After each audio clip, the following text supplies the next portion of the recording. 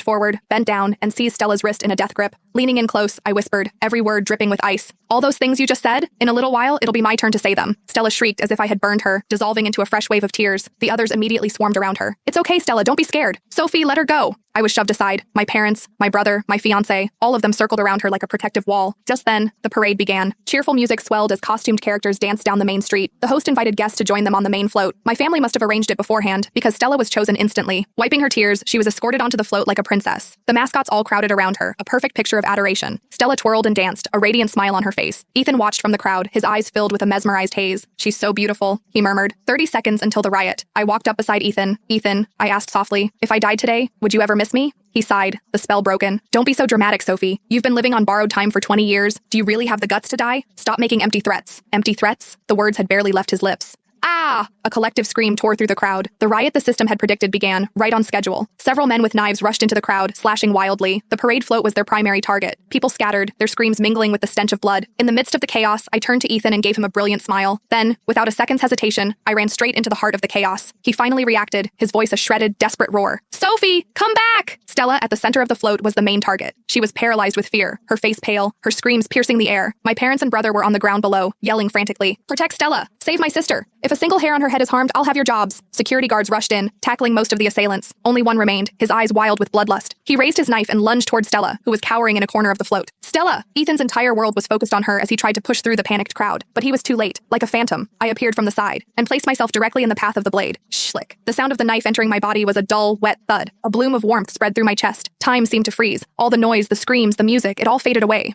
I saw them. My parents' eyes wide with horror, Larry's mouth hanging open in disbelief, and the look on Ethan's face as his entire world shattered.